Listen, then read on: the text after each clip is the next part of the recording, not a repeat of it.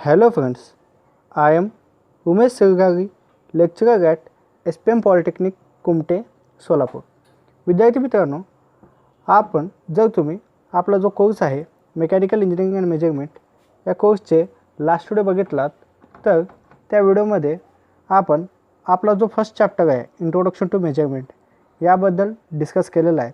तर आजच्या चॅप्टरमध्ये आपण नेक्स्ट चॅप्टर जो की प्रेशर अँड टेम्परेचर मेजरमेंट याबद्दल डिस्कस करणार आहोत.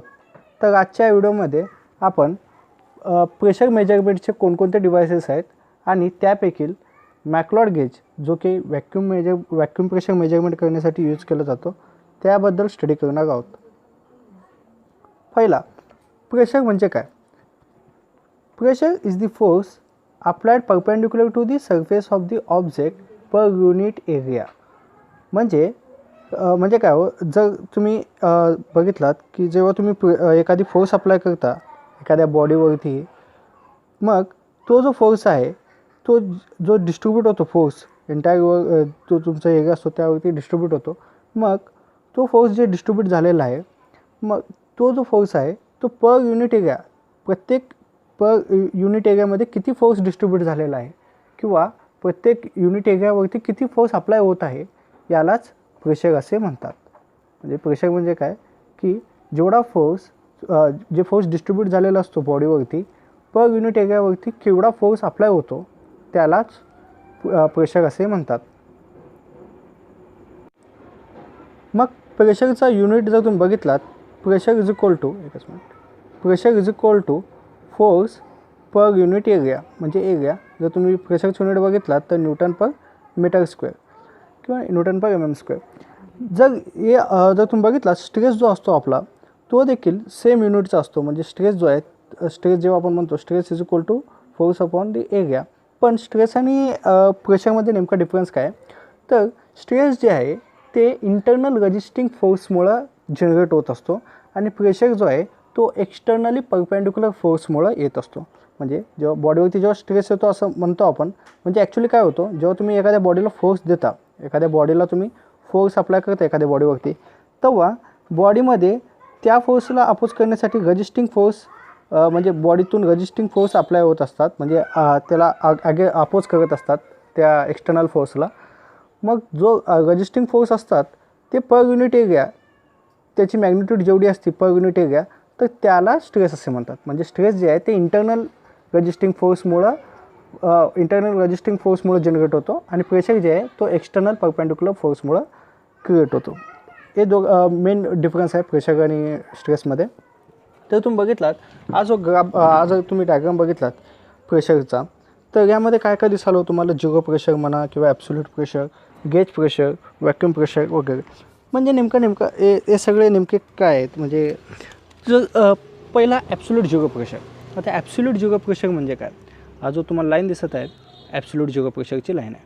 म्हणजे ज्यावेळी तुम्हाला माहीत आहे की जर तुम्ही -273 डिग्री सेल्सिअसला जेव्हा तुम्ही म्हणजे जाल त्यावेळी प्रत्येक मॉलिक्यूल म्हणजे कोणताही बॉडी असो किंवा कोणताही मॉलिक्यूल असो कोणत्याही बॉडीचा मटेरियलचा कोणताही, प्रत्येक मॉलिक्यूल जो आहे त्यामध्ये रिलेटिव्ह मोशन हा झिरो होतो. म्हणजे मॉलिक्युलर मुवमेंट जो असतो ना तो पूर्णपणे झिरो होतो.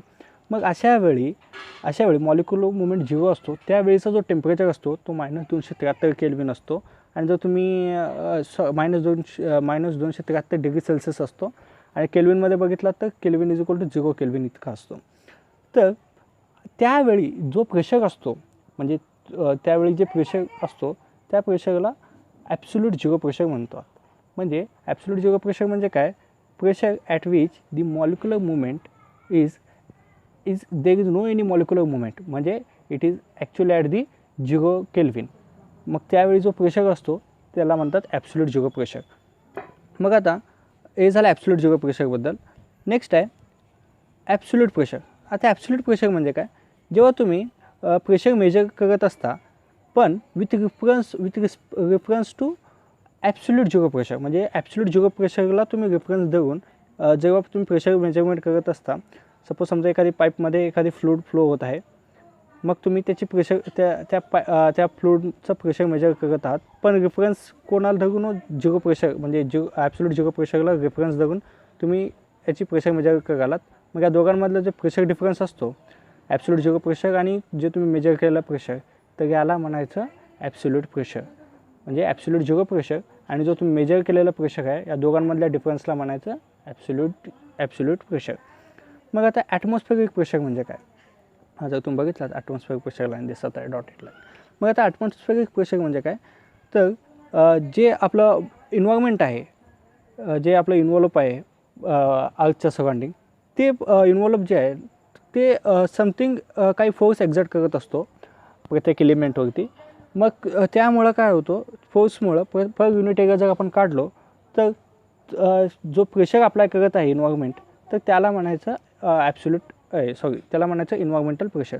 म्हणजे जे इन्व्हॉल्प आहे आपला सराउंडिंग इन्व्हॉल्प, त्यामुळे जे प्रेशर क्रिएट होतो, तो जो प्रेशर अप्लाय करत असतो, ॲक्च्युली तो फोर्स अप्लाय करत असतो, पण पर युनिट एरिया आपण जर काढलो की पर युनिट एरियाला किती फोर्स अप्लाय करत आहे इन्व्हायरमेंट, तर त्याला म्हणायचं इन्व्हायरमेंटल प्रेशर किंवा ॲटमॉस्फेरिक प्रेशर.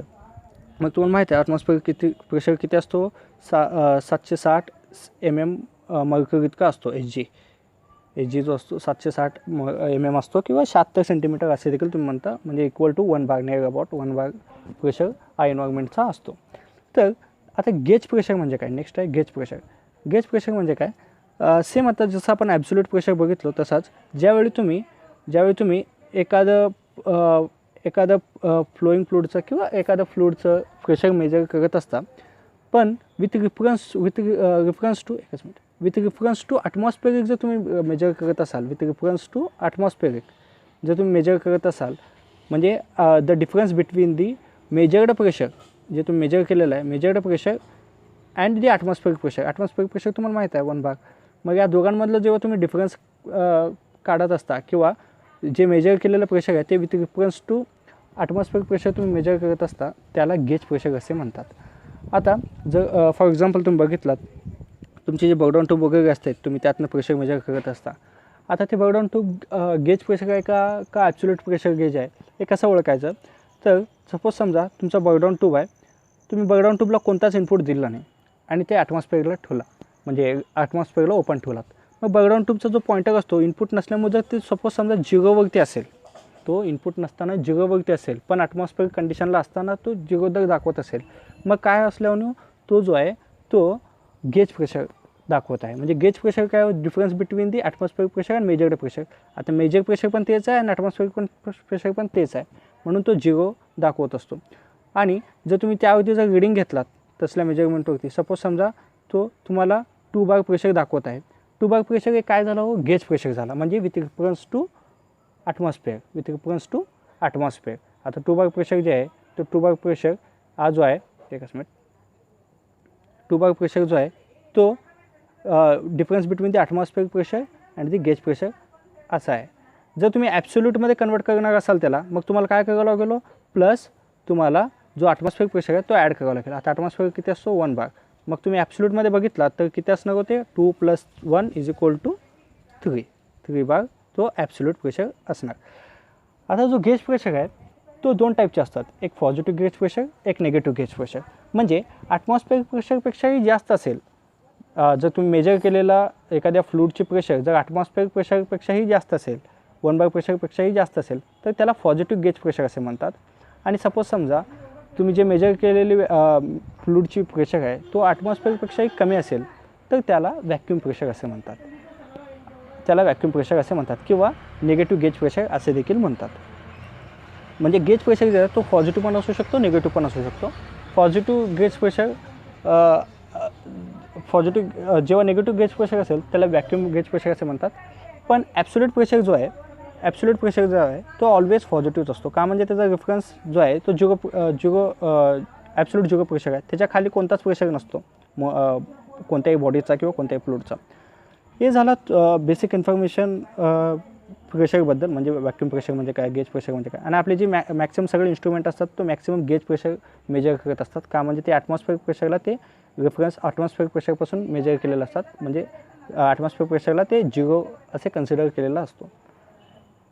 तर नेक्स्ट आहे प्रेशर मेजरमेंट डिव्हायसेस. आता प्रेशर मेजरमेंट जेव्हा तुम्ही करत असता त्यावेळी मेनली 2 कॅटेगरीमध्ये तुम्हाला जे तुमचे मेजरमेंट डिव्हाइस असतात ते डिस्ट्रीब्यूट करावं लागतात. एक आहे लो प्रेशर मेजरमेंट, एक आहे हाय प्रेशर मेजरमेंट. आता लो प्रेशर मेजरमेंटमध्ये कोणकोणते येतात? McLeod gauges, thermal conductive gauges.